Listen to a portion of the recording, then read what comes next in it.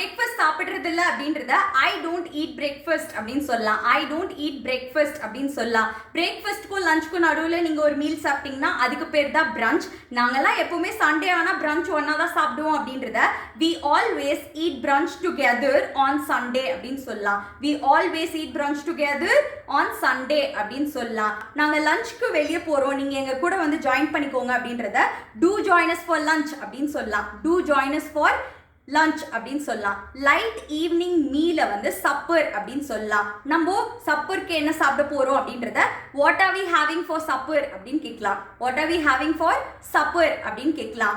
அவ வந்து நம்மள அவங்க வீட்டுக்கு டின்னருக்கு கூப்பிட்டா அப்படின்றத she invited us to her house for dinner அப்படின்னு சொல்லலாம். she invited us to her house for dinner அப்படின்னு சொல்லலாம். இப்போ நான் சொல்லி கொடுத்த சென்டென்சஸ்ல உங்களுக்கு எது ரொம்ப யூஸ்ஃபுல்லா இருக்கோ அதை கமெண்ட் பண்ணுங்க. இந்த மாதிரி வீடியோஸ் உங்களுக்கு இன்னும் வேணும்னு நினைச்சீங்கன்னா லைக், ஷேர் அண்ட் சப்ஸ்கிரைப். நன்றி, வணக்கம்.